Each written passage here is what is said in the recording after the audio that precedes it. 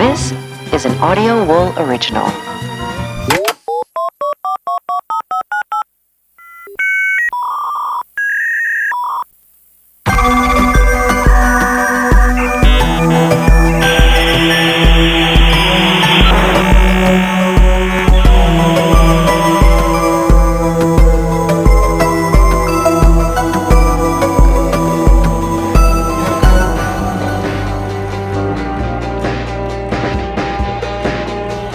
Casual Frightday, and it's a new year, and this is definitely not the second time that we've done this intro. Same twisted world though, but maybe a little softer this week. We've got a story of caffeine and consent, an exposed espresso situation turned tragic, a tale of two criminals, which will be a little bit interactive, Jared. You can look forward to that. We've got straight-up drug stories, a new spider, another confident UFO whistleblower, which not so sure. But we've also got some palate cleansers because my goal is to make 2025 a little less grim, but just a little, though. And still going through it all with me, all the way from occupied Texas, it is Jared. It's Jared. The double chunk chocolate cookie right here, right here. Okay, you got it in your hand there. And if you want to see Jared, 5 booms. Is it 5 booms? Boom, boom, boom, boom, boom. I was gonna say, is it really 5 booms if you don't say boom? But there you went and did it. If you want to see Jared munching down on that double chunk chocolate cookie like Big AJ and Big Justice and what? Does he have a new name? It's not AJ. It's Big Boom AJ. Now, Big Boom AJ and when he gets in the ring. Yeah. Well, youtube.com/Frightday. That's where you can watch this. But thanks for listening either way. I appreciate it. This is the first episode that we've done since the new year. How is 2025 treating you, Jared? Don't answer that until you see this opening clip I've been sitting on. This is kind of fun. Well, I wish it would center itself, actually, but let me fix it, and we're doing a great job. And, there it went full screen. 2025, the year of no problems. Oh my god! That was a cool guy. Oh, hell yeah. Hey, guys. That was a cool. He's going to the other door. Is that third chair? No. So, one more time for folks who didn't catch it the first time. This is a POV. You're about to get stabbed at an In-N-Out. But all you care about is dropping your Coke. And if you listen closely, someone is concerned about that. But one more time. Oh my god! All right. It's a big old. No one is safe. Big old shirtless guy stabbing the window of an In-N-Out. And initial impressions on that, Jared. Well, I first asked that wasn't our third chair friend from the other gig. Yeah, the Louder Than Crowder show. Watch this man. So No we're just watching a tattoos little on slow the belly. motion, no shirt on, but still very concerning. Does he get these windows over here? Oh no, he tries to go in the door, and I do have the full version of this clip, but Okay, yeah, let's hang with that. I want to see it. there's something about this video that has just like taken over my brain. I think it's just how he like is running and stabbing, but not really making direct eye contact with anyone at all. He's fighting the business. Bro got a knife. In Los Angeles, Yeah. California, customers at this In-N-Out were treated to a frightening situation. This man was passed out in front of the restaurant, and when he was approached by security, proceeded to take off his shirt man. and attack the windows of the Shirtless. establishment with a knife. Oh, bro got a knife. He's just like attacking Yo, this went from fun to dangerous real like quick. The Shining. Shink, shink, shink, shink. He's doing like, it's like a Bowie knife kind of situation. Security and some workers tried their best to calm down the man until finally don't go police out arrived there. on the scene and got the situation under control. This must have been a scary Hey situation. man, you don't for gotta patrons. defend the In-N-Out. We're glad nobody was hurt. Great. Thanks, Daily Mail, for being glad that This no one guy was with hurt. the paper hat walks outside and he's like, "Hey man, could you stop Chocolate chip stabbing cookies." the restaurant?" Yeah. Well, I think there's a respect and an authority that comes along with wearing the paper hat of an In-N-Out employee, because they make a product that they care about and they get paid well. I make $20 an hour. I'm here to defend this with my life. Yeah. Just kind of an interesting situation. I feel like we aren't going to learn too much more from this Daily Mail article about it, but crazed man stabs In-N-Out windows. Here. Yeah. I don't know what he's going for, but pretty fun. Trying to open up the pit. How's your 2025 been so far? Got even better just now. So in public freak out on Reddit, they did remove the initial post, and they also removed, I guess, the story and locked it. But we still have the comments, which is kind of nice. And let me readjust this window here before we get into it. But one person does say, is that Bookie 2987, pardon me. So I guess it's a different Bookie. Are you familiar with that guy on the Lol Cow Live podcast? No. He's a little YouTube troublemaker, but I don't believe it was him. Stab through window. That's not very good. Let's see. To hold an entire restaurant hostage without ever stepping into it. Yeah, I mean, he's circling like a shark with that knife. Yeah. And then there's a lot of Randy. Bo Bandy. Yeah. Is it Randy? Is that his name? Yeah. Yeah. From Trailer Park Boys, one of my father's favorite shows. I turned it on, I think, last week. I got a Netflix account for obvious reasons. Wait, for what reason? Because Monday Night Wrestling is on. I forget about that sometimes. On Raw is Netflix now or whatever. Yeah, I do forget about that. That you are a wrestling boy, but yeah, pretty fun way to start the year. Let's. Do you want to start with I don't know, some wild stuff surrounding these LA fires? I don't know. It's kind of a bummer. Yeah. David Spade offering up $5,000 if you catch anybody starting fires. David Spade is? That's right. That's kind of interesting. I don't know how I feel about the whole narrative of people starting the fires. There has been some videos of it, but Los Angeles is a big city, like millions of folks, right? So, yeah. One of the biggest cities in the United States, of course. A couple people are bound to be trying to blowtorch stuff, but on screen now here is a fire tornado. Terrible. Yeah, it's really horrifying stuff. Thoughts go out to everyone over there that's suffering. I know a couple acquaintances, like the PDA space. It's a comedy space in Altadena. Yeah, my acquaintances with the Power Violence guys, and that was Bud Diaz's space, and that's really a bummer. So I feel like they're doing a fundraiser for that space. Spread it out, because like there's lots of folks you can help. You don't just have to donate to like the Red Cross, where a percentage of the money goes somewhere. Go find a GoFundMe of someone who really needs help, and Sean and Hayes on the Hollywood Handbook were talking about going to those ones and finding the ones that are like almost over, and then just if you can, just like send them over. Oh, that's a good idea. Good. Yeah, that's not a bad idea at all. I thought this one was kind of interesting.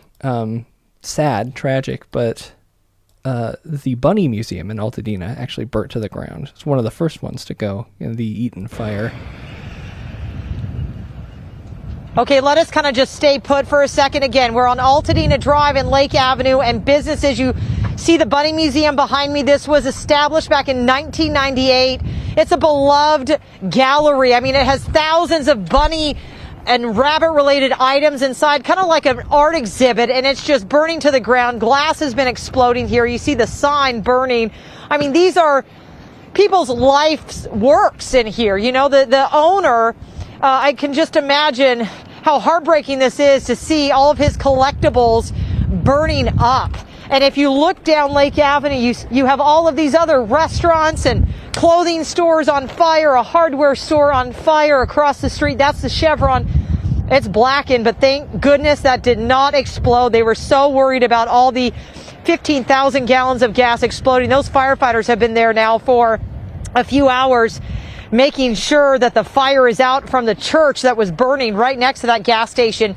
You have St. Mark's Episcopal Church, a 119-year-old church, burned to the ground.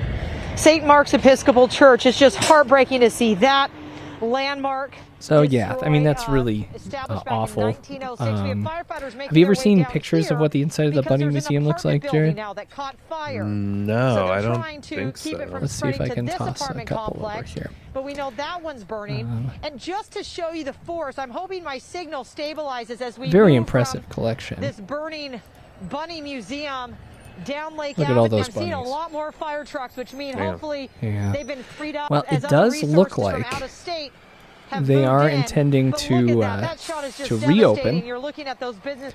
which is great, and you can support them, help rebuild the Bunny Museum as it burnt to the ground during the Eaton Canyon fire.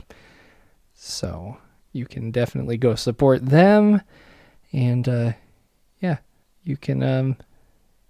Let's see what else we have. Transferable memberships, yeah, lots of great stuff. It had 46,072 bunny objects. So maybe donate a bunny object too, right? I don't think I have any in the house, but yeah, I'm looking around. I don't know. Yeah, nothing. No, I've got a bong. Okay, well, on that note, I got this. This is like the closest nearest thing. This one's kind of cool. that's a little weed pipe. Sorry, No. tobacco. Oh wait, is that crocheted eye? Is that what that is? It's a crocheted Yeah, and eye. you can't smoke out of that. No, it's like the only thing I've got here that's like a plush thing. Yeah, yeah. This is terrible. But let's focus on the I was gonna say the good things, but yeah, go support Los Angeles in any way you can. Yeah. Jared, Hey. you don't have a hey, bud. Let's keep it. Okay. This is a fun story. This'll brighten it up. I kind of took us down right away, but Now, shout outs to LA. In the immortal words of Randy Newman, I love LA. We love it. And I understand it's hard to listen to the show. one of those two. Yeah. So this I thought was really interesting. Just a fun little story. There is a new tourist attraction in Dublin, my guys.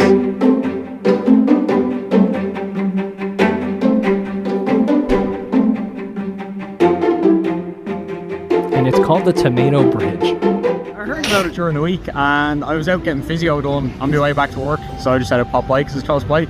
And I see it's been added to since the photos I saw previously. It's evolving, and I guess people are contributing to it. So, 2 days ago I was walking home and I saw these tomatoes on the bridge. I thought that was quite interesting, and then my friend texted me and said it was a new tourist attraction and that it was on Google Maps, so I said I better take a look on Mary's placement this morning as well. It's definitely expanded since. It's like 10 times the size of the little tomatoes that started there last week. Can you imagine how many tomatoes must be there right now? This was 3 days ago. the gentleman here, we were just saying, I said they said it was magical, and I thought that was ridiculous, and they said It's cool out too. I bet here we those are tomatoes tweaking. are fine, huh? Stopping. So Yeah, for folks just All overcast out there. Wow, that's a lot of tomatoes. It is a lot. So for folks just listening, there is a new story in the Irish Independent about this bridge, and it is called "How a Dublin Bridge Became an Internet Sensation." I'm a tourist, and I think the Cherry Tomato Bridge is better than the Phoenix Park, which I. Oh my goodness! What's the Phoenix Park? Am I? I don't know. Yeah, it must be. Now great, we gotta right? look. We gotta go. We gotta find the YouTube about it. I mean, Phoenix Park. Quick tour. Let's see. In Dublin. Oh, it's just like a nice little park there. I don't know. You like Tomato Bridge more? Yeah, I think I like Tomato Bridge more. I don't know. There's a lot Get of. this cross nonsense out of here. All These right. caribou. I'm not pretty cool, exactly though. sure what they are, but I think they're probably fine, Jared. I don't know why you're not interested. No, in this lovely I like the animals, but you're just more interested in the cherry tomato bridge. There's a lot of tomatoes over here. Look at these. So people are placing tomatoes on the, I guess, just the stone railing of a bridge, and it just keeps getting more and more covered with tomatoes. People are signing them. People are writing messages on them. Yeah, it's called. I mean, what do they call it? On Google Map, it's called the Shrine of the Sacred Cherry Tomatoes of Drumcondra. Which is pretty great. Yeah. Drivers are beeping their horns at gawkers who are stopped on the bridge, so maybe be very careful if you're heading over there. Yeah, don't get hit. So a TikTok user posted a photo of the cherry tomatoes that someone had littered on the bridge wall, and they had frozen in last week's cold weather. So then people just continue to add to it, and yeah, I mean they're dropping ketchup packets, tins of chopped tomatoes, tomato soup. Candles, of course, because, you know, if you're going to make it stand out, but also just a whole bunch of tomatoes. Yeah, right. Someone wrote that it's quite a magical place. Others wrote it was quite ridiculous. And I got to say, I think... Okay, get fucked, you nerds. Yeah, it's just have beautiful. fun. Drumcondra is having a good time with tomatoes right now. I mean, this is better than like a bunch of... It's better clowns than the or Phoenix whatever. Park. Oh, sure, it's better than Phoenix Park. But... yeah, the clown, the what was the that guy's Glasgow deal? Yeah, the Glasgow Terrifier. Yeah, that guy fucking sucked. Yeah, he was scary, dude. Do you think he ever got arrested?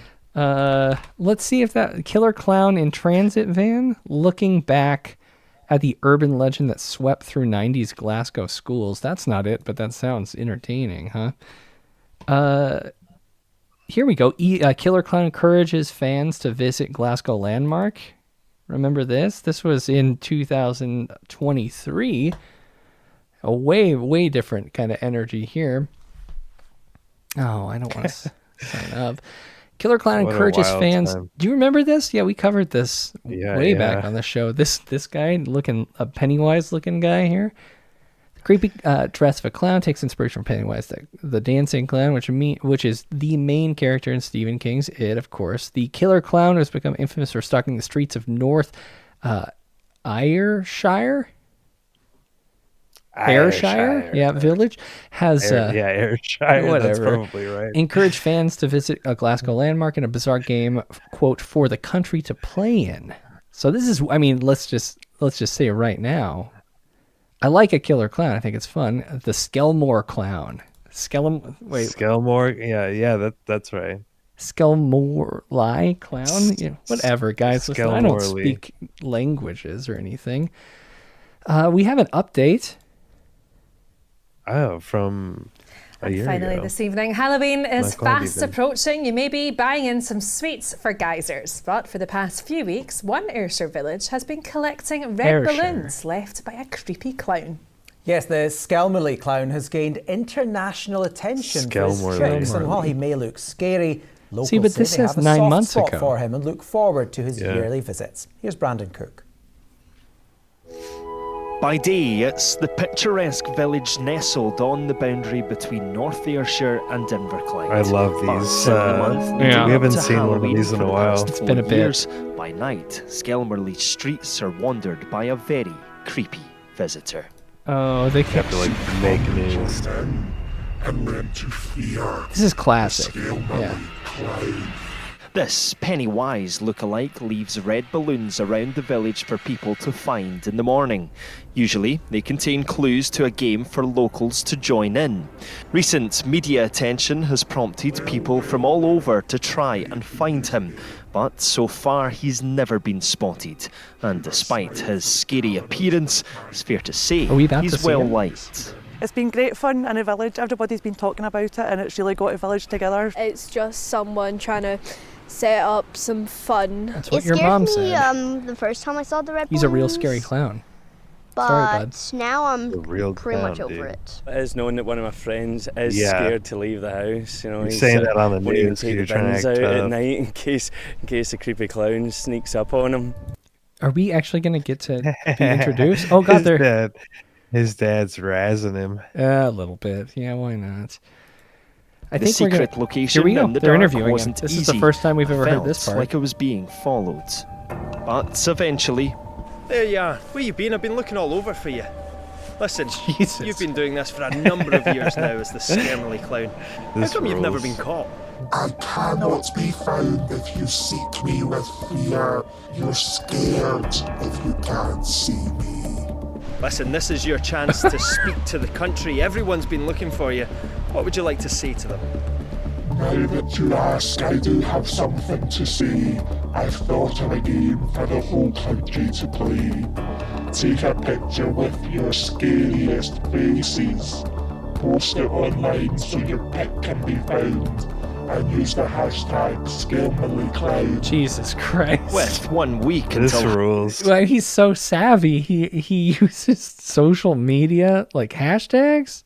Oh my god. If we had less murder in this country, we could have more news like this. Wouldn't it be fun to like not have to worry about what we're going to be talking about in a little bit? Yeah, let's jump to that now. The Cherry Bridge is cool. Let's just hear this nice lady talk about it real quick, and then we're jumping to a kind of a little The game. clown. I've come up with a game, kind of like the clown here. So Then you don't. This type of craze is nice. It's like in London, like similar. You see this kind of things in the street, so I think it's nice. I think it's nice too. Yeah, me too, man. Not so nice. That all these other countries that are just having a good time. Yeah, wouldn't it be nice to just not worry about it? All the awful, hellish things that are happening here? Yeah, instead they're just talking about people putting sausages in mailboxes or whatever. Yeah, in Australia. Yeah, that's a huge problem. So here we go. Yeah, I have this too. This will be a good idea. Let's do this. You want to play a game, Jared? I love playing game. So I've got an image here of two criminals. People. I just see lines. I'm dropping it here. Oh! So these two folks are in hot water this week.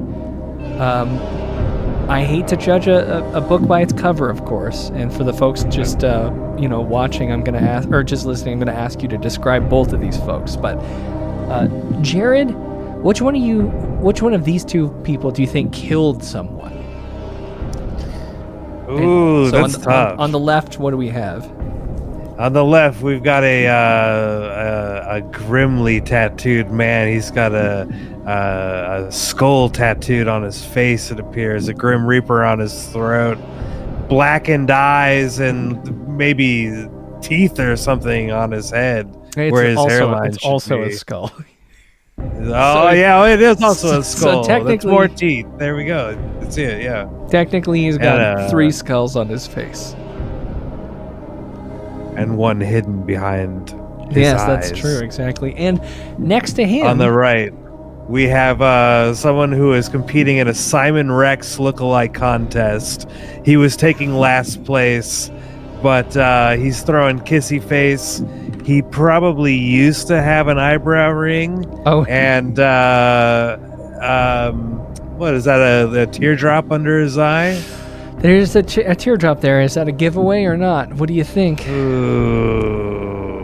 And he's got a big swoopy haircut, I want to say. Low-hanging ears, this guy. Very different ears on these gentlemen. Yeah. What's the answer? I am gonna go with the Simon Rex lookalike. Or is it both? Can I choose both? It is both. Both have killed this week. Unfortunately. Yeah. So the guy on the left, the guy that, I mean, I don't want to judge a book by a cover, but this guy definitely looks like the type to, murder someone with that. I mean, you could be like remember the hot model who had the skeleton face? Right. Totally different. Totally different. This guy is a knockoff. He's the we got hot model scary face at home. Yeah, that just shows that it proves that there are different qualities of face tattoos. Now, did these gentlemen joust each other? Or? No, separate incidents. This guy. The man with the skull tattoos, a little bit less attractive in his mugshot recently at Whitfield County Sheriff's Office. Yeah. Oh, Less man, impressive. he looks like a slapped ass. His lips are going two different ways. It does look like that. I hope that's no shade if it was like a medical thing. You know, Nah, if I he have had a no stroke. idea. Yeah, you don't want no shade. You wouldn't want to shade this fucking murderer. Shade. I'm just saying shade to stroke victims in general. Sure, you know, yes. I don't want no shade to them. But. A man was arrested early Tuesday hours after 29-year-old Adrena Long was found stabbed to death in her Whitfield County home. Long was found by responding Whitfield County Sheriff's deputies late Monday with one stab wound and was pronounced dead at the scene on Richardson Drive. This guy, Brian Moore, Moree, was apprehended a few hours later after he fled the scene on foot. He was arrested. Do you think he's got a foot tattooed on his foot? He was arrested on Pauley Road. It was being... He has toe bones. Yeah, on why his not? toes. He's in jail currently on a murder charge. But, this is from the coroner's office? No, the county sheriff's deputy says, teamwork is about more than just working together. It's about bringing all our strengths and resources to bear in the pursuit of justice. And it takes a collective effort to respond to a tragedy like this. In just a few hours, we identified the offender, tracked him down, which seems pretty... Oh, wait, he was in the woods. Okay, so I was just going to say, if he's walking around, they're like, that's him. He's just a skeleton in the woods, just haunting it. Ooh, spooky. Well, they identified him and secured arrest warrants, tracked him down, and so kudos to the community. So sorry. I can't imagine how that is. Adrena Long's family, thoughts with you. But yeah, this is this guy here, this goofball. Guy, he looks like a slapped ass right there. He really does look like a piece of shit, and he sure is. God. Which brings me to our smizing. We wouldn't even call him a smizer. Just no, he can't. He's not even. He doesn't even know what he's doing anymore. Right now, a Dundalk man is in custody after investigators say he walked into a Baltimore police station and confessed to murdering two people more than a decade ago. Fox 25's Alexa Ashwell has the chilling details on this cold case. So he just came in and admitted it. Let's explore it a bit. Pictured here, 45-year-old Scott Barnett. Investigators say last Sunday he walked into a police station and confessed to murdering a couple inside this home in Northeast Baltimore back in 2014. Back then, the victims, identified as 46-year-old Charles Webster and 41-year-old Terrell Lehman, had been reported missing. Their pictures now circulating on social media. Authorities never figured out what may have happened to the couple until now. The chilling details of Barnett's confession outlined in these newly obtained charging documents. In them, investigators said Barnett told officers he stabbed the couple, dismembered their bodies, and then disposed of the body parts. They don't need to add the swooshing noises. Whoever's having a weird day at the newsroom doesn't need to do that. Shoosh. Swoosh. Any thoughts so far? I see you smirking a little bit. Well, the victim go is back a little bit. Yeah, are we talking about the victims? Both those are clearly mugshots. I feel like it would have been better if they used like some actual photos of them instead. Yeah, I don't know why they had to do it to him like that. Yeah, we've got weird Luke Wilson and DUI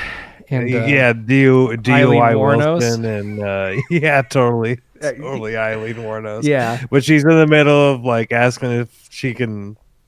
I don't even know. Yeah, of course. I mean, they're both victims in this, so I don't want to say too much. I kind of want to blame, the Baltimore police for not being more considerate in representing them. This is rude. Yeah, DUI Luke Wilson is a pretty good description there. So not great. Not good. But yeah, let's hear what this the rest of this had to of the body parts in trash cans around the area of his residence. Barnett then providing more details after being transported to the homicide unit for questioning. Investigators said Barnett told detectives he met the victims while attending the same methadone program, and he and his child's mother, who died back in 2022, lived with the couple. Barnett said one evening while the victims were on pills and out of it, he said fucked up on pills. Right, that's the quote. He stabbed the man, who he knew as Buck, then joined his girlfriend in stabbing the female victim, who he knew as Tara.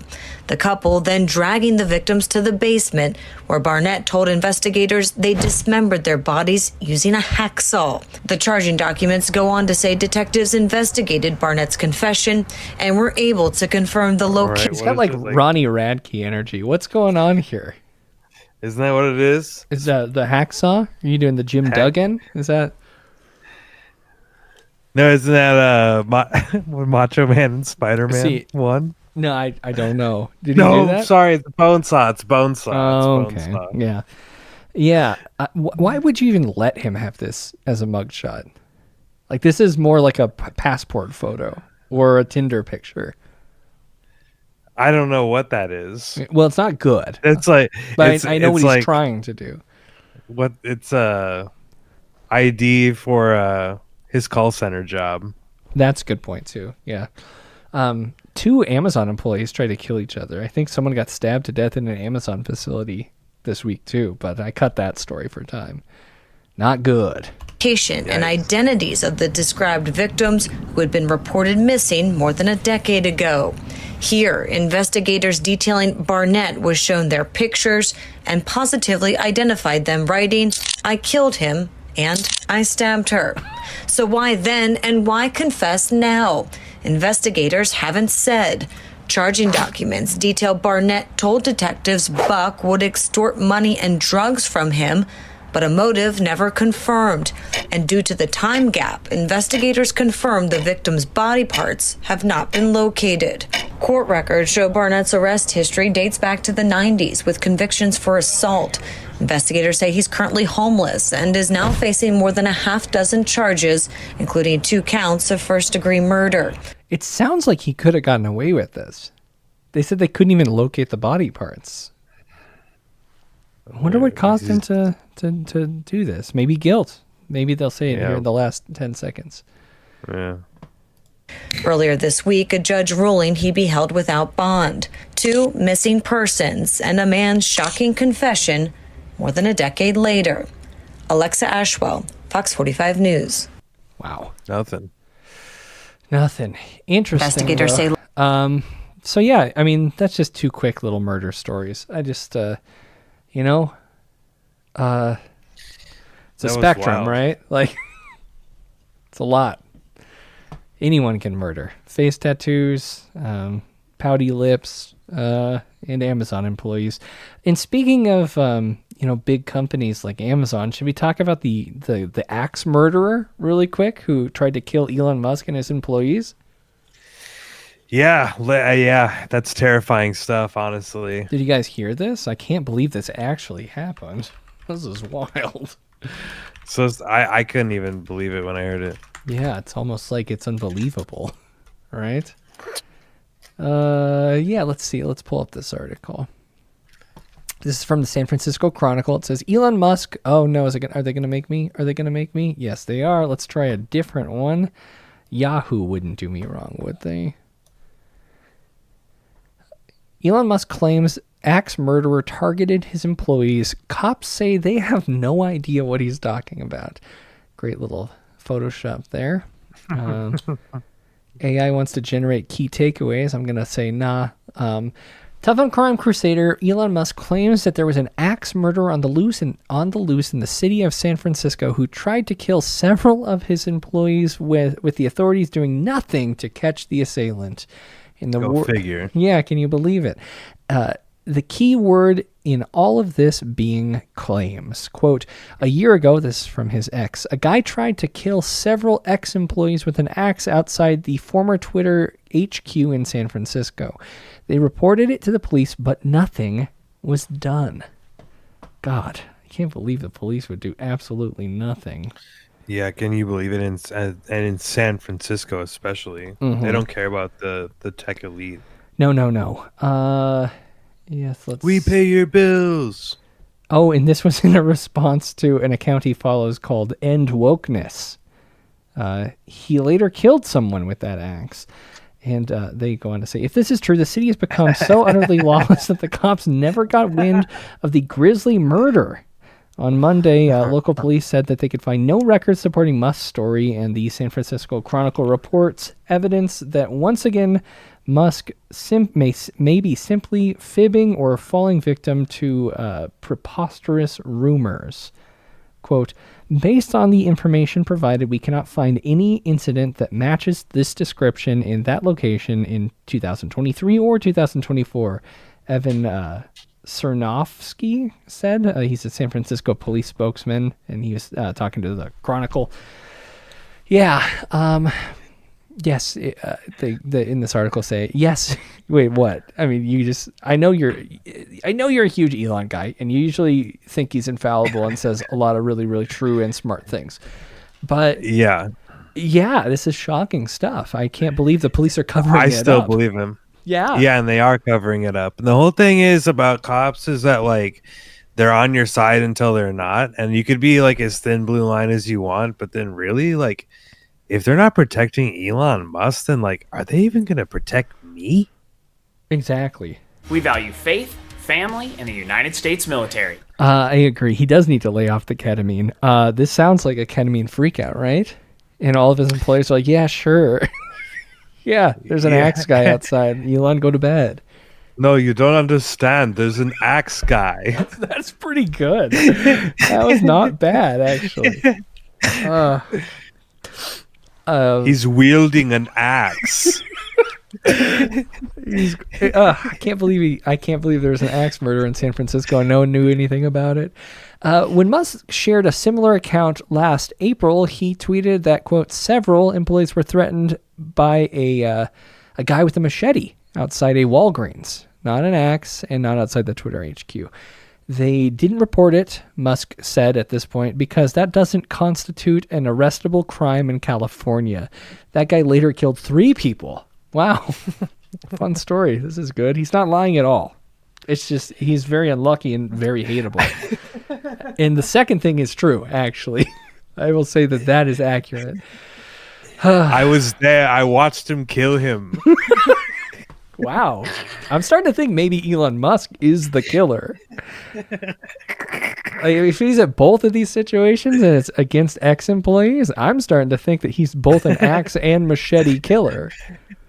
Which is rare. I mean, it's rare that you would have different modes of murder like that.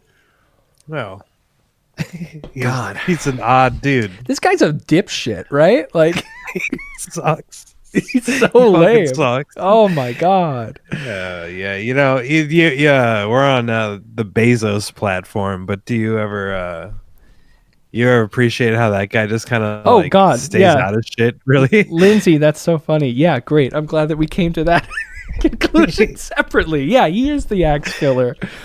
Oh my God.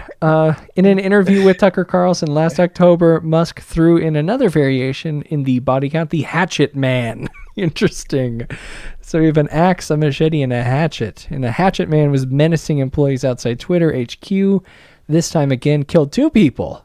Wow. I love this. Wow. This rules. 2 more people in addition to the other 3? These are all these are all the same story. Or he has at least 2 confirmed kills.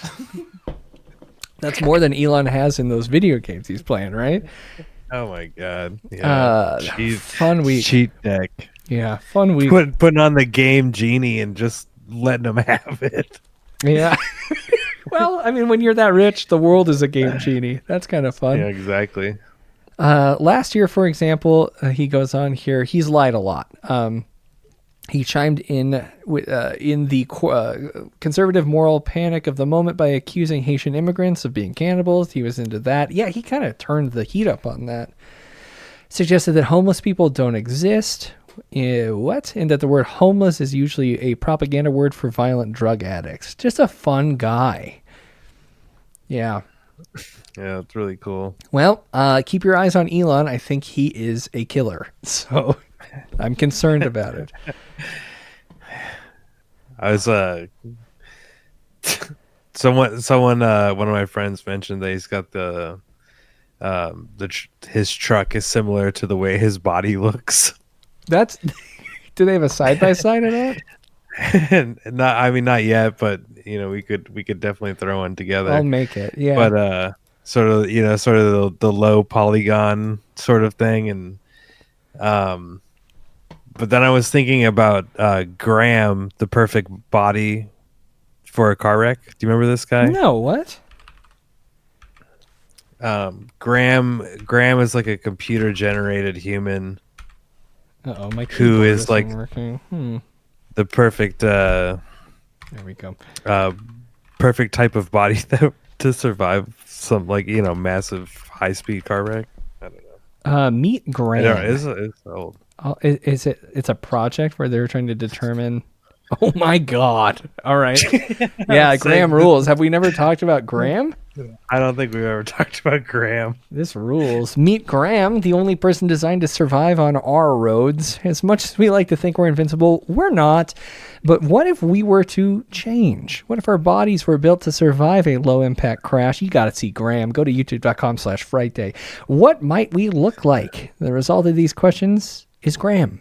A reminder of just how vulnerable our bodies really are. Let's view Graham in 360 real quick. Come on, Graham. Turn the sound up to hear Graham. Oh, okay. Daddy. So Graham, he's got a head like I've never seen Spaceballs, but it's like if the helmet that Rick Moranis' character was wearing was actually flesh and bone and is attached to his head. Let's see. Let's read about the brain. It's kind of like he is the juggernaut, bitch. What is that? Oh my God. So you got to have a really thick skull, and your brain has to be hanging on by fibers loosely inside of it. And that is one way we can adapt. It's got some shock room in there. Yeah. The brain is one of the most vulnerable parts of our body. It sits delicately surrounded by cerebrospinal fluid, which acts as an inbuilt safety mechanism to protect the brain from day-to-day knocks and jolts. The brain itself has very little internal structure that helps to cushion it. In a car crash, this is fucking crazy, by the way. They spent money on this, designing a weird guy. Yeah. All right. In a car crash. He's got like the one long hair in the middle of his head. Yeah, you don't even need to do that. Like, why did they give him like a normal haircut? Hair. Like, they didn't need to make him look. He's got a bald spot. Is he?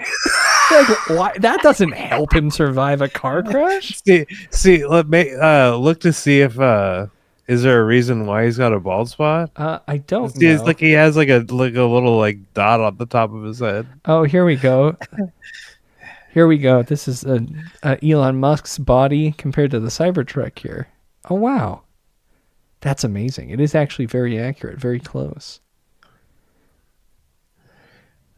Wow, they're doing the work for us. Thanks, Lindsay. Okay. Yeah, thank you for this. This is fantastic. Oh, man. This is what iPads are made for, right? Uh-huh. Beep, beep. Stretch it out. Long it up. Yeah, that's a beautiful looking drawing of a Cybertruck. That is a Cybertruck. Wow. I should have played the music. Okay, rest in peace, fantastic. TikTok. And what are these sacks on the chest here? You need rib cage, extra ribs, so that you can suck your own dick. Okay, and come on. Jeez. Well, they just changed the orientation so you can get down there. They're not letting me drag around in there. Just there's something in between the ribs. It's like what do we have here? Currently, our bodies are subjected to much higher impact forces than we're designed to withstand. We weren't meant to go so fast, but we have very little ability to manage the energy in a crash, which results in injury. Wow, it looks like you we have this safety mechanism of the chest with the ribs, and that in part protects the inner organs quite well. The seatbelt of the car is designed to use the strongest parts of the body to help us slow down. So it's across the ribs and the sternum. Christian said that the ribs are already a great protective measure for our organs. They are so serious about this. It would be great if we had more protection. We want to stop over time. What we need to be thinking is airbag rather than armor. So all I did was enhance them and fortify them. This allowed me then to insert my own organic airbags. And they each have like on nipples impact, too, these so airbags that's also expel unnecessary. This liquid and thereby take the force of the accident. Wait, liquid comes out of those things? Yeah, they gotta juice them. Yeah, you gotta see this to believe it, folks. The Project Graham. And this is real. I heard Elon is trying to get plastic surgery to look like Graham. Look, yeah. Wow, I could see it. Legs and feet. He's got. Look at them things. Yeah, those are DeVito feet here. They're almost like deer's feet. Okay, we got to move on. So Elon's a killer. Wow. He's trying to become Graham. It's obvious. Yeah. Do we want something dark or something? Yeah, let's hit the main story. Let's get it done with, huh? Let's jump in. We love these guys with the outer space and the inner space guys. Oh, that's not what I'm talking about. Good point, though. We're going to Bikini Beans Coffee, everybody. Hey. This is way tighter than Dutch guys. So we've got ourselves... Oh, mama. Are you kidding me? These are some of the hot bikini ladies, and they are serving the hottest beans. I take my vehicle... This side of the Mississippi. Suicide doors pop in. I'm going to come over there, and I'm going to get a hot cup of coffee from a bunch of hot bikini-clad babes. And I'm over at Bikini Beans in Phoenix, Arizona. Wow. It's Dutch Bros for crypto boys. It does seem to be that way. And this ad premiere. They're masking up though. Well, over here. That's gonna piss these guys off. I was just about to say this is from 2020 when COVID was still going on, but it seems like people are only wearing masks and everyone else is there. Tua, they said. What? Is she in jail yet? No, she's living her best life on like what? $8 million in South America for the rest of her life. Yeah, that's where she's for the next 7 years at least, probably. Huh? I would imagine. So anyways, hello y'all. Yeah, I really do think that Hawk2 is in hot water. But speaking of hot water, Jared, you ever get you ever go to like Ooh La Latte or something like that? Like no, I just go to the strip club. Well, if you want to see people in bikinis or less, you should maybe go to a place where they're not serving you food directly, I guess. I don't really care because I do think if you want in Portland, you can get a steak. You can get a steak at a strip club. Oh well, if you want to, I have no problem with this concept. It's not something I'm interested in participating in with, but get that bag. Like absolutely go get that bag.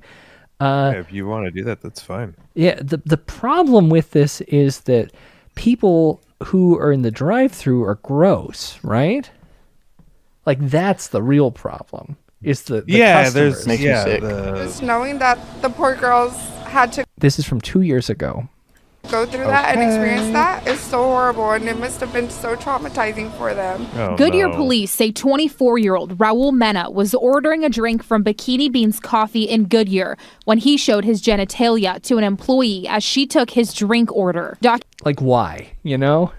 Like I want when I really need 4 shots over ice like I usually get, I'm not like thinking about anything other than cutting the bottom out of your cup. Sure.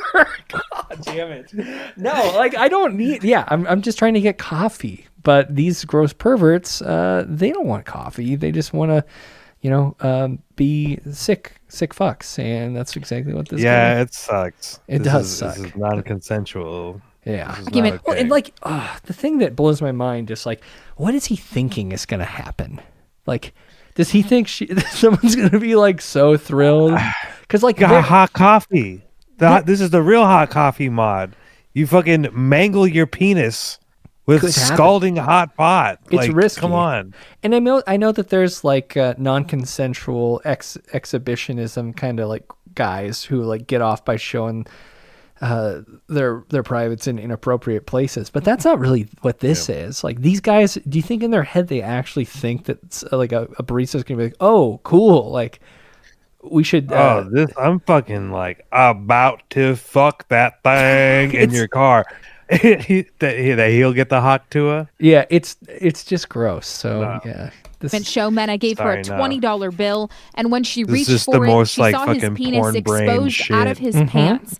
Police say 2 other employees saw it too. It makes me disgusted, by people who do that, stuff like that. This is supposed to be their workplace, so it's supposed to be a safe place for them. Police say Mena immediately left the parking lot after getting his drink. Thanks to the coffee shop surveillance footage, officers were able to track him down and arrest him. I feel bad for them, and I feel that people who act out like that, the predators, should be dealt with harshly. Mena has a very These are all disturbing the other record. customers there. Yeah, I actually really like the customers here. Like, they're all being very, very clear and respectful, and they get it, right? Like, yeah.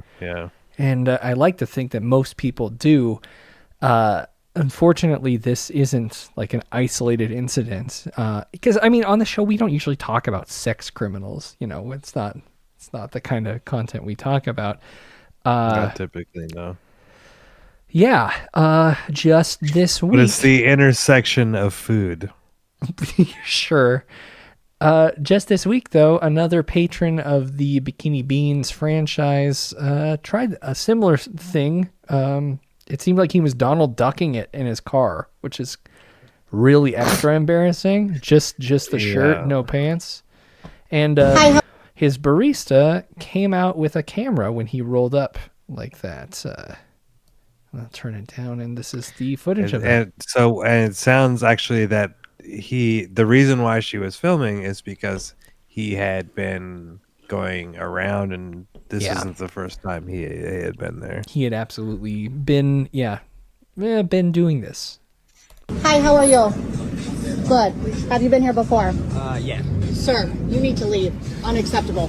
Unacceptable. Call 911. So she saw that he had no pants on and then burnt out. And what is this, a Dodge Charger? It was a pretty nice car. But then, this got posted on the internet everywhere. It went viral. And, this is a complex topic to talk about. But, he ended up dying by suicide because of the response to humiliation. To this. So, he was a 27-year-old father and husband who took his life after he was, according to this person, unlimited L's on X, source for political news, crimes, and social justice. I bring you the news for the views with a salute. Seems like we're going to get a certain perspective here, but his name was Nautica Malone, and he was not wearing pants at an Arizona bikini barista drive-thru.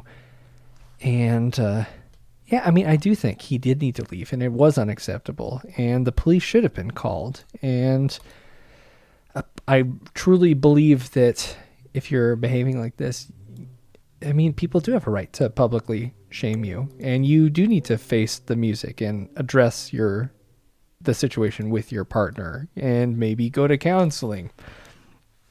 It's not the end of the world. Porn brain. Unfortunately, We're absolute porn we're so brain. Deeply porn brained that you would make this kind of choice. Warped. Yeah, it's assault. Like, putting women who are dressed in bikinis in a sexual situation like that. Like, it starts and ends with them. You bring your own fucking weird shit into it. It's immediately awful for everybody. And sadly, the internet, of course, is divided on this. Breaking between sympathy for him and shaming the person who shamed him, and also people saying, glad he killed himself, which I think that both of those perspectives are a little fucked, right? Yeah, I mean, I get the reaction of just like the nihilistic. Sure. Yay. Whatever. Fuck that guy.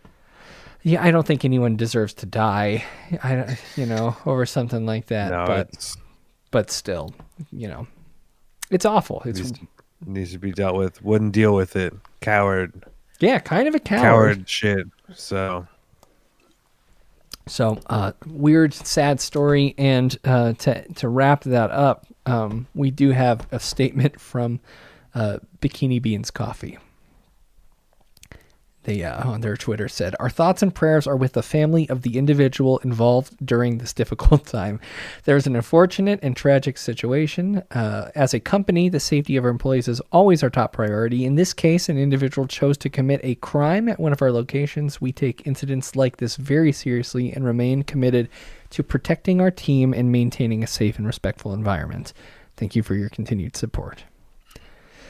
And can you, you could probably guess what the comment section of this is going to be, right?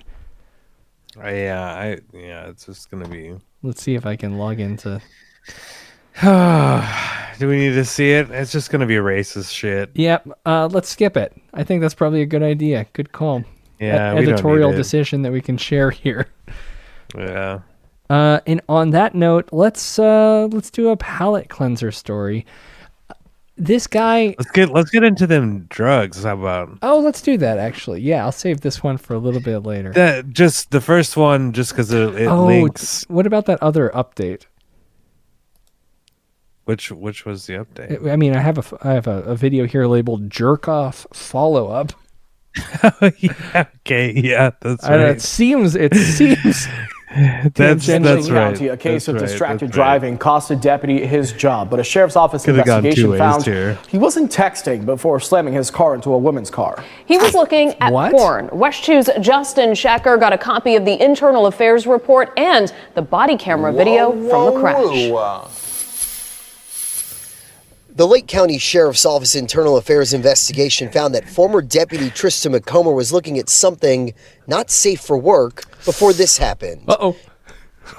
In early November, while driving south on County Road 435, his body-worn camera captured the steering wheel airbag deploying.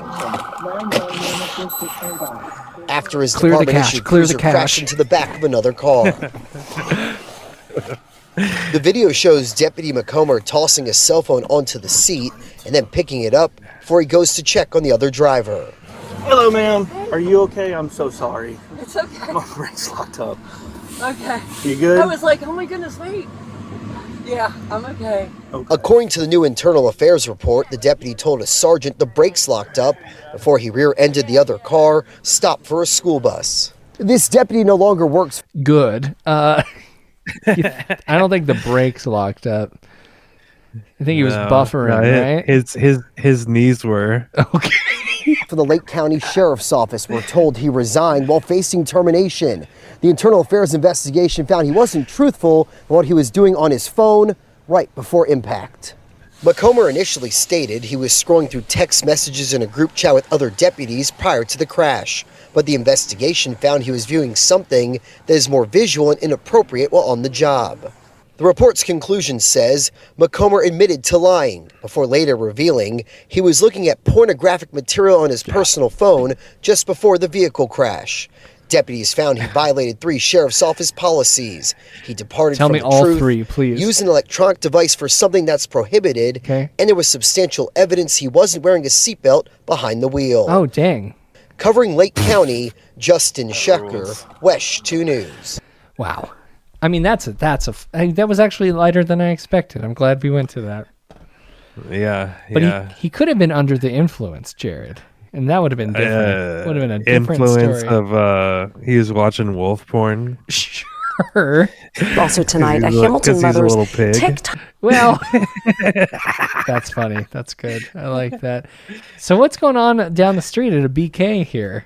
Yeah, you passed him on the way down. Do you see it on the right-hand side? Oh, no. What's going on? Post is now going This is where he viral was tonight after responding. she shared what she says was in her Is that the daughter's purple chicken sticky fry. punch back there? It does seem like a strain back there. That's a fucking awesome. I gotta say, I don't. So what we're looking at is the WLWT newsroom background, which has created a graphic behind these two lovely newscasters that is a purple Kush strain of marijuana with the Burger King logo over top of it, and I don't think they would appreciate that, right? Yeah, I don't know how Burger King. We should ask the king. I don't think you get his eyes on it. You don't brand weed with a logo of a company, even if you're discussing That's it. insane. That rules, though. Yeah, all right. Let's see what they're talking about. Now going viral tonight after she shared what she says was in her daughter's chicken fries. Yeah, fries with a side of marijuana, the mom says. WLWT News 5's Karen Johnson is live tonight to explain. Karen? Well, guys, as that mom wrote in her post, cannot make this up. I didn't ask for a side of this. The side order she's referring to, marijuana. She says she went to the Burger King on the west side of Hamilton and ordered food to go for her daughter. The mom, who goes by the name Janabama on TikTok, told us at first she thought there was a piece of broccoli mixed in with her daughter's chicken fries. Then came the smell. You don't smell that in the chicken fries, Mama. You can't smell a pinch of weed like that? I mean, no. Not with chicken fries there. And what's it on My top? sinuses might be fucked, though, from... You think from the smell of marijuana being present sometimes? Yeah, the stank of the chicken fry is going to override that little pinch of marijuana here. Just a little pinch. That's enough for a... pinching? What do you think, a bowl? This little swag weed in here? Yeah, it is. Here's her 25-second TikTok video that now has more than 1 million views. Okay, went to Burger King tonight. Listen, I need you guys to listen. Some seeds in there. My kids some chicken fries. This bag came. If you look down in there, you can see some residue. I already know she's lying because I know it's been like a year since I've had chicken fries, but they come in the like little paper cup, like the little 4-sided paper like popcorn cup. And you pop it open and you put the sauce in the lid. A little sauce dip on top. I think she's lying. She got her chicken fries.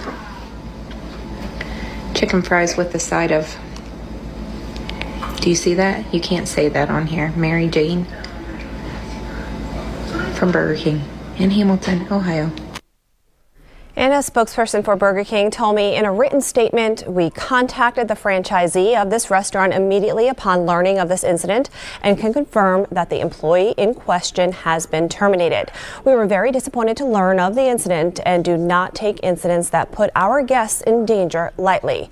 Hamilton police tell me. Wait, in danger? Like, I'm not trying to be, you know me, I don't participate, but.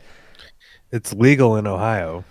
Well, and also, I mean, aspirin's legal too, but if I got chicken fries with a bunch of aspirin in the bottom, I wouldn't be very thrilled either.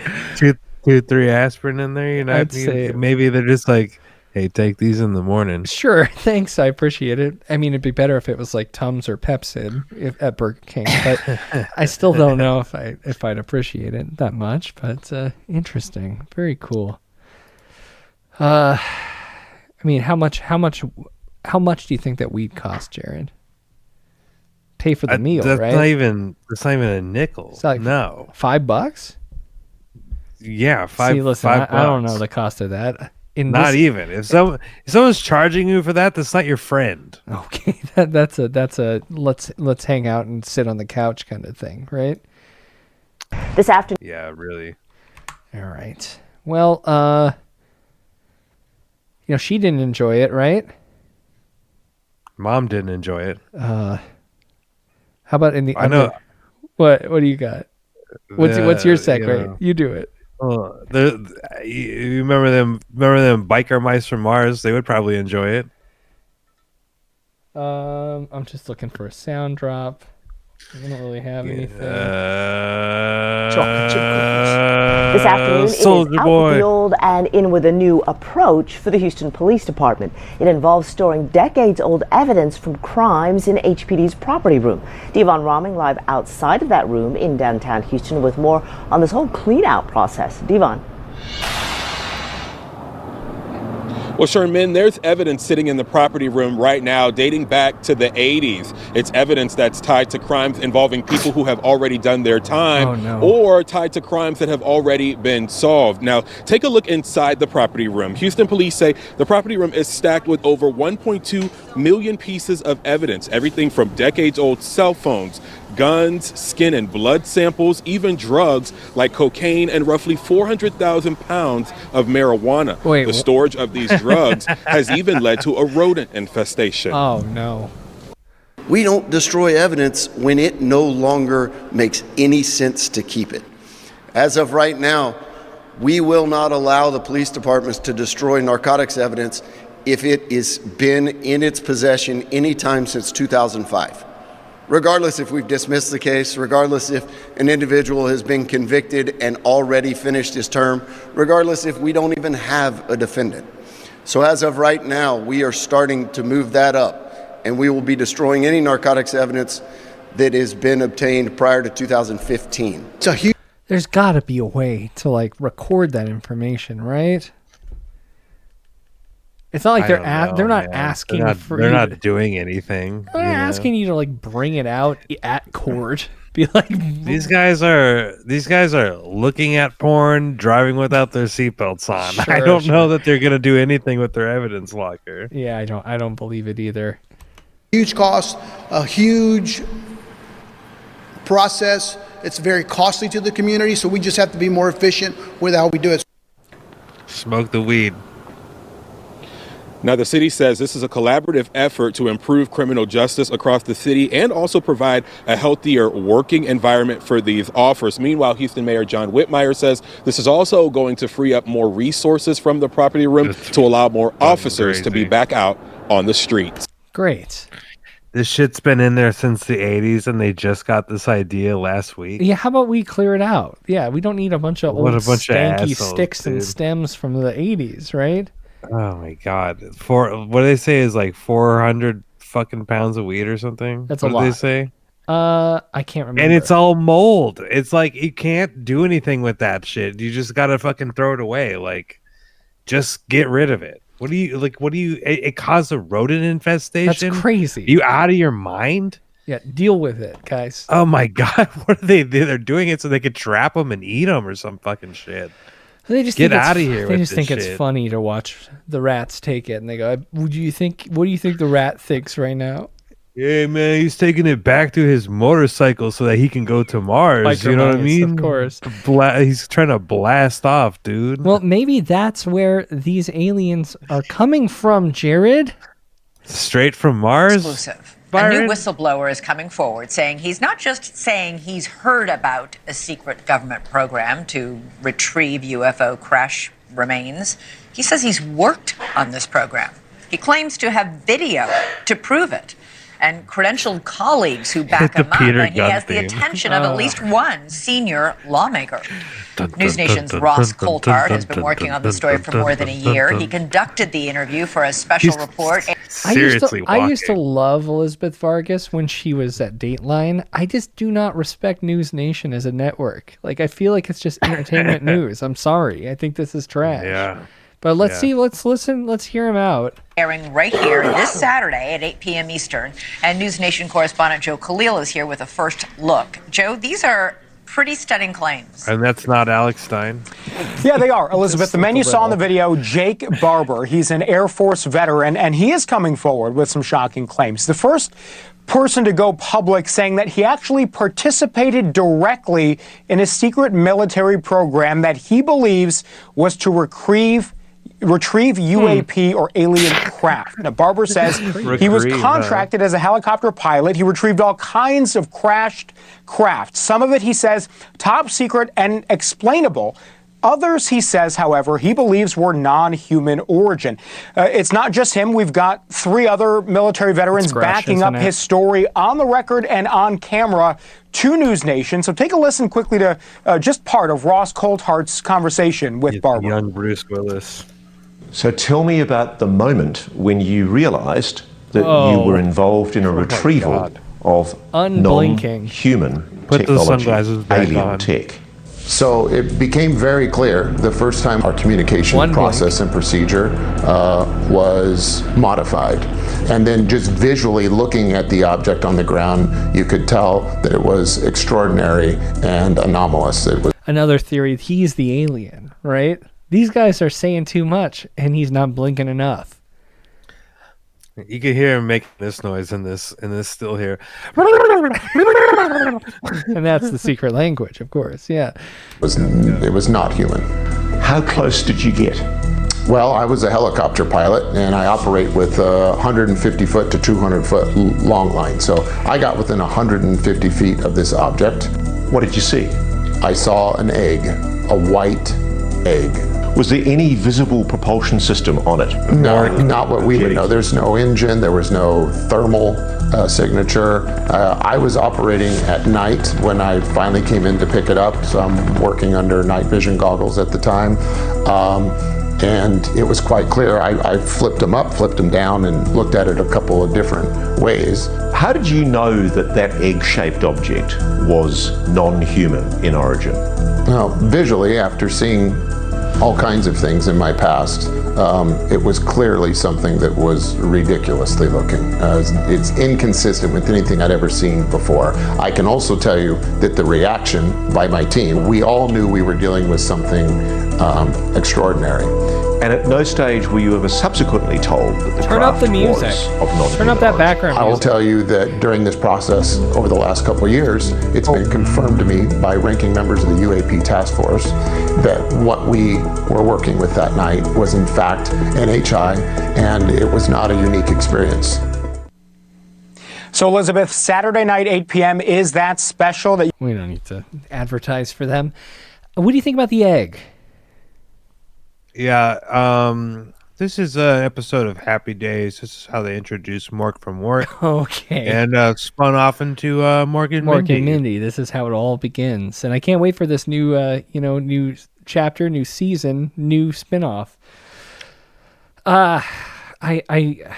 Do you think they made him? I have to double back and be like, I believe like anyone who's saying anything about UFOs. I know you love that stuff, but yeah, I don't believe everyone. I don't know. I have no reason to not believe people. I saw some shit, and you know that, and that's whether or not you believe me when I say it. I care. I'm always and hanging that's in the middle with UFOs. Yeah. What you're about to hear, I think we on our part 2 of our Q&A that's going to be available to the Frightday Society folks, and there's a little clip at the beginning that's going to be available on the RSS feed. We dive a little bit deeper into our personal thoughts and feelings about the paranormal and high strange stuff that we believe and don't believe in. So, look forward to that. I think tomorrow. Yeah. I had a moment at work. I was like one of the last people there, and I was forklifting stuff for a couple of hours before I left. Mm-hmm. I leave the back room and close like the main doors to my section. Drive out of there. I'm across the second warehouse, and then I hear the door that I had just shut swing open, and I heard it swing open, and I look back over my shoulder, and it's closing, and I was just like, there's no one there. I like stopped and just watched it for a while to be like, is someone going to walk away from the door? Like because the lights on behind me still, they're like light, are timed or whatever. So there was no shadow, nothing, like walked away from it. I was just like, what just happened? So I'm parked the forklift, and I'm walking back, and of course somebody walked out of the door, but it actually scared me because I was like, I didn't think there was anybody there. Yeah. Was not a ghost. Yeah. Yes. No. One of these days, my own world, I kind of admit some things on the Patreon, so I'm not going to spill the beans here, but well. This is a little bit of a follow-up, also being used to tease this special that they have, but it involves a group of guys using some interesting technology they call the Nightcrawler.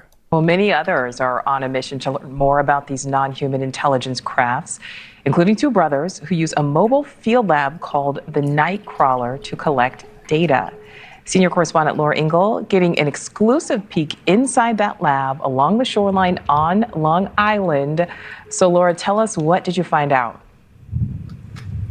Hey, Nicole. Yeah, we got this up close and personal view of the Nightcrawler. This is a retrofitted RV, essentially a rolling mobile lab that these two brothers have put together, John and Jerry Tedesco. They're very well known in the UAP world. In fact, they're often on our specials with Ross Coulthart. So a lot of people are going to know these guys. And of course, they've been studying the skies for years and have been very busy in these last few months. It's like Twister, but for UAP researchers. UAP, yeah. That's kind of cool. Maybe this is like the edge. This is like what would get me into it. Is Kelly needs to get me backwards hat, Philip Seymour-ish ass, like enjoying myself in a rig like this, right? Yeah. That could be Ripping fun. around the country. Oh, yeah. Take a look at some of what we have here. The Tedesco brothers are both engineers who have been using the Nightcrawler to record their findings. And we caught up with them outside of the Francis Gorbeski Airport yesterday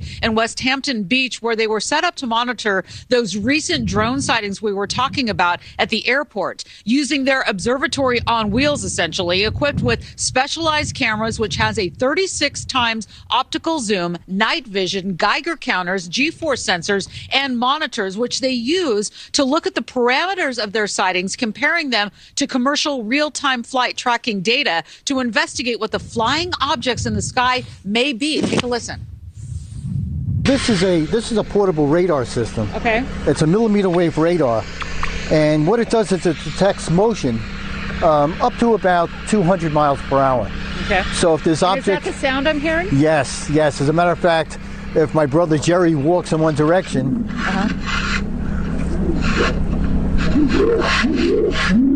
Oh, right. You It can doesn't hear need to his sound motion. that spooky, right? Like, the that's just sound for of a fun. biped in motion. What, A biped in you want it motion. to sound like the Ring camera? I mean, All right, Little the jingle? Tedesco brothers use a multiple radar systems as well, which can scan the atmosphere horizontally and vertically. Their vertical system, Nicole, is able to reach up to 70,000 feet in the air, which can detect any moving objects in addition to tracking radioactive particles in the sky. All right. I think this is cool. I like it. But you did say something that reminded me. I did pull a story about a Ring camera, if you want to hit that really quick. I know that we're kind of running late and we're hoping to cut it short for you. Do you have time for two more? Yeah, I got time for a couple more. All right, let's do it. You know, if the police come to your door, what do you do, Jared? You ask to see a badge, or you ask to see a warrant, right? Yeah, bust that camera out, start filming them. You gotta always be ask doing them if you can see their phone. Of course. See, the thing is that you gotta embarrass them. I was gonna say you're getting really they close to embarrass you. sovereign citizen, so be very careful. You don't want to look like that. But No. This is the challenge. Open up your browser and let me see what you were last there we looking go. at, cop. See, that's a good question. But Yeah. sometimes it's more important than other times to check. This is the police. What started as a That's typical not a Sunday cop. for No. one St. Joseph County family quickly took a turn. We don't typically answer the door unless we know people, who they are. So I got the notification that there was somebody out there. I opened my phone, I saw they were out there, and then I put it back down.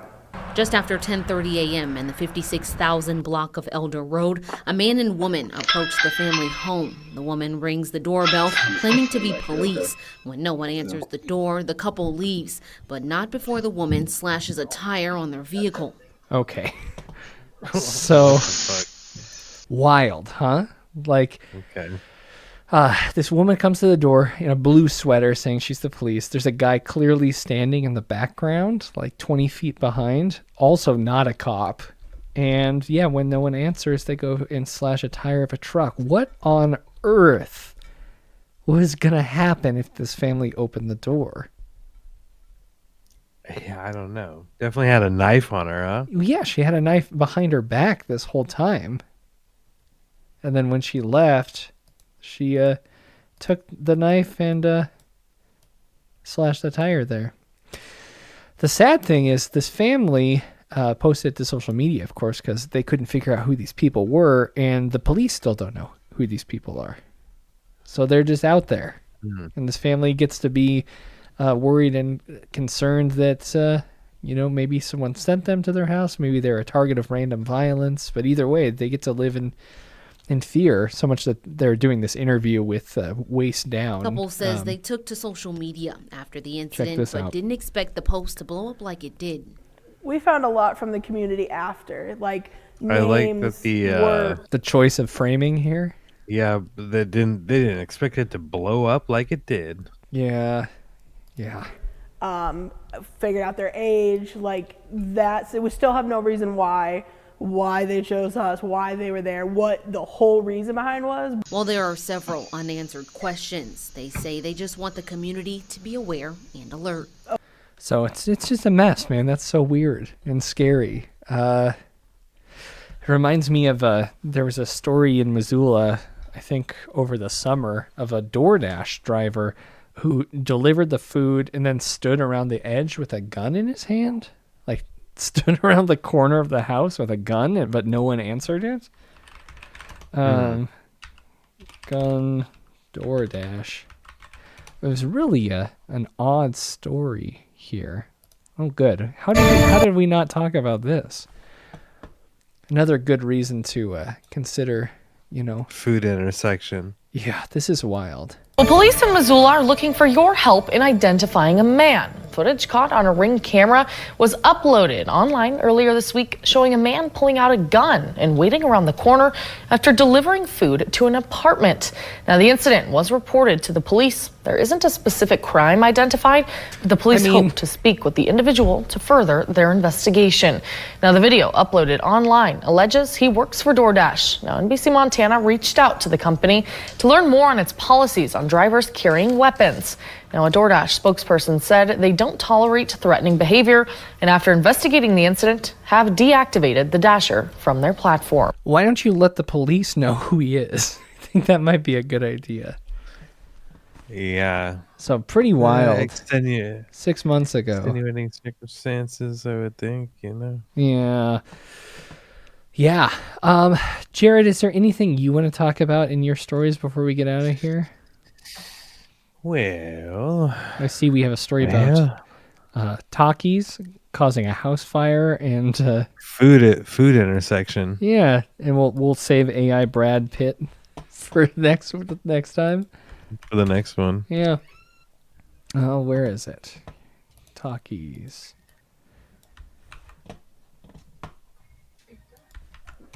Wait, can you hear this? A little bit. What is it? They're getting low over there. Oh, that's like a neighbor? Yeah.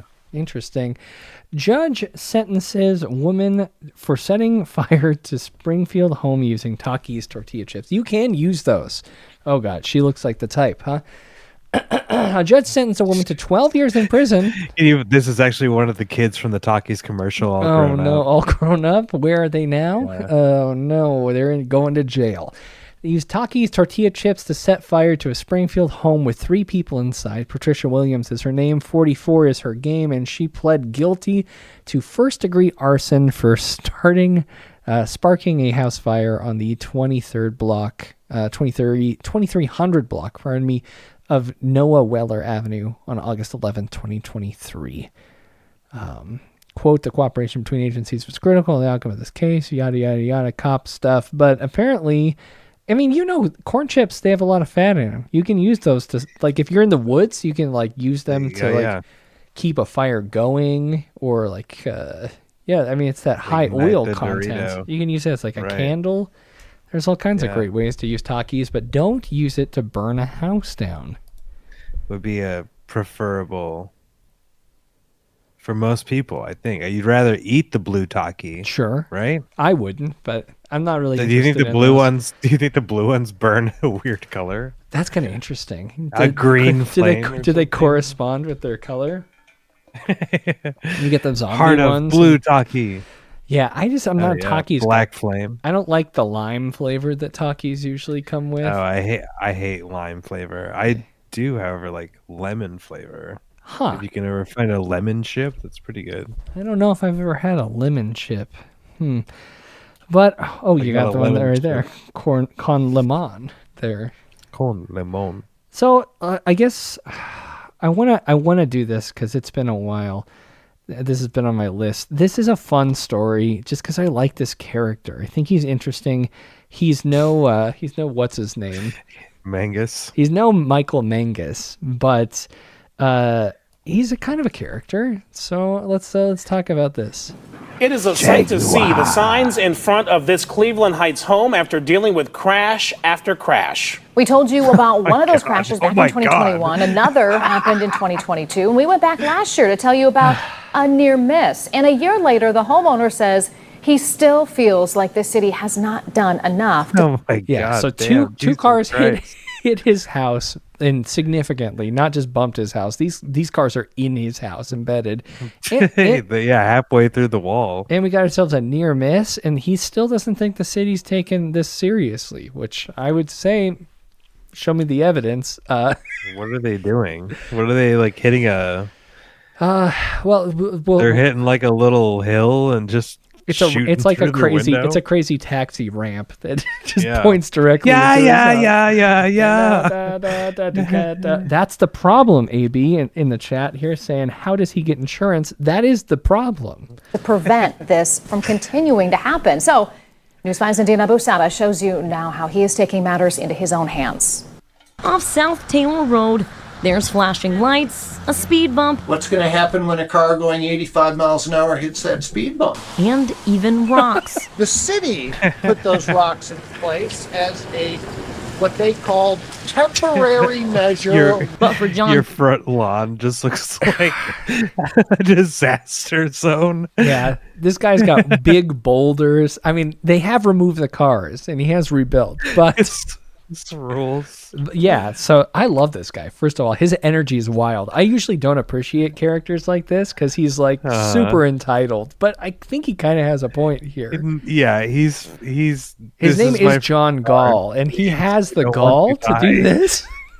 As what they called temporary measure. But for John Gall, it's still not enough to keep his home safe from erratic drivers. I'm painting another sign. This sign's going to go somewhere with the one that says the cowards won't talk because they're chicken bleep mother froggers. Gall bought his home in 1996, where the lawn now sits filled with signs at this intersection. And again, they ignore the problem. The problem is right here. I'm the only one that's ever been hit. That's because in the past 10 years, he says, 3 cars have crashed into it. Well, the first crash actually took out my... Wait, he's got a big stack of CDs behind him. I wish I knew what he has. Savage Garden. Of course, he's got Nora Jones. Some Sierra Games. Sure. Pickup truck that was parked in the driveway. I believe that was 2012. The second was in 2021, where News 5 covered a police chase that ended with a car in Gall's kitchen. Then another in 2022, taking out his garage. This one is I can't get homeowners insurance. I currently have insurance, but they've jacked the rates, and if I have one more claim, I'm being dropped. Gall says his home used to have a guardrail in front of it, but in the early 2000s, it was removed, and the city won't put a new one in place. They offered fair market value. Well, I don't have a mortgage. The house is paid off. What can I buy where I won't have to pay that's comparable to where I'm currently living? All he wants is the peace of mind that a car won't come flying through his wall. As far as I'm concerned, this house has a giant target on the side. So and the city has done nothing to alleviate that. Until he gets it, Gall plans to keep painting. And so do you think these signs help? They help me because I don't know what else to do. It's cathartic. This is where that guardrail used to be and where Gall wants to see a new one. He's hired an attorney and plans to keep adding signs until he's... I like that one that just says idiots. That's so good. ...sees some change or a response from the city. Now, we reached out to Cleveland Heights City Hall for a comment, and we're waiting to hear back. Reporting in Cleveland Heights, Indina Busada, News 5. Yeah, they are a bunch of chicken spit mother froggers, for sure. Just give this guy a guardrail, right? Yeah, just throw the guardrail up. What are they doing to this man? He's gonna die. He is gonna. I mean, that car drove straight into his kitchen. Like it was deep in the kitchen. Its back tires were outside. Is all. Yeah, that's rough. Like a standard sedan. Ugh. A Toyota Camry joining you for breakfast is not fun. I love this guy. I have his back. If we can do anything to get this guy a guardrail, I'll look into it. We'll do a fundraiser or something. But the city should just pay it, right? Boulders aren't going to help. Yeah, I don't know why they can't just put a railing in this guy's. This is Cleveland, not Nazi Germany. There's a budget for that, right? To wrap this up, there is a new type of spider. We haven't talked animals this year, and we kind of let it slide a little bit last year. So maybe we'll do Animal Corner on a weekly basis. How's that sound?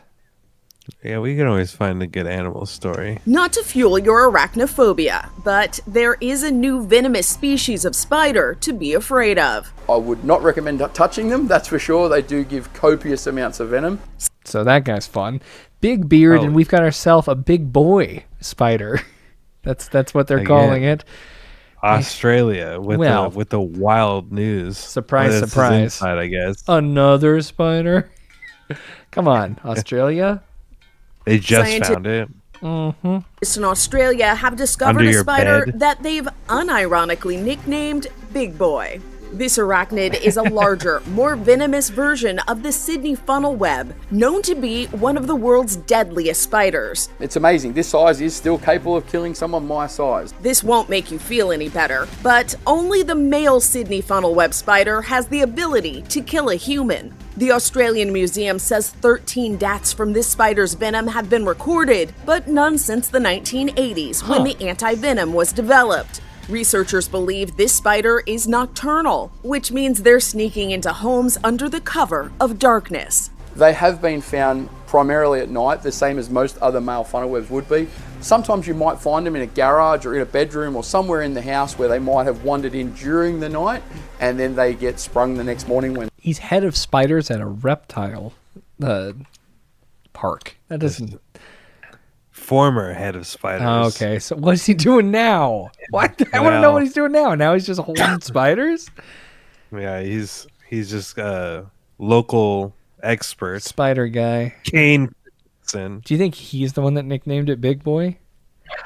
I hope he found it under his bed. Yeah. In his We're out shoe. about moving, you pick up a towel or a sheet off the floor or some shoes, and the little male has been hiding there overnight. Unless you live in Eastern Australia, you're probably safe from finding a Big Boy funnel web spider. But with travel and illegal animal trafficking these days, you never know Big where boy one funnel might web. end up. Wow, what a good note to go on. You don't need to worry about it, guys. Okay. Look at that Yeah, scary you're not in spider. Australia, unless you are. Unless it's you under are. your bed. Yeah, and then you should stay up all night and pay attention. Make sure that nothing sneaks into your house. AB, we're gonna have to wait till next time to crack into that one. I think I did see it though. It's delightful. I saw a couple clips from it, and it looked like was Roseanne wearing like a yarn weave in her hair or something? She kind of was, yes. Huh is right. But yeah, what a great night, Jared. I appreciate you popping on and walking through this. I hope that it felt a little bit more gentle than what we've done in the past. We had some fun ones, you know. We had some goons edging to the ledge. Well, I mean that's not so fun to watch a sexual assault guy take his own life, but no. Yeah. But he you know, sometimes you take the ticket, buy the ticket, take the ride. That's certainly something you could say out loud. Jared, I appreciate you. I'm curious to know what happens with this UFO disclosure. We'll definitely follow up on that. And in 2 weeks we'll be back. Yeah, I'm going to SmackDown next week, so look for me in the crowd. We'll have the full report. And until then, I'm Byron. I'm Jared. See you on the big screen, Jared. I hope you have the sign that says something funny on it. It's gonna say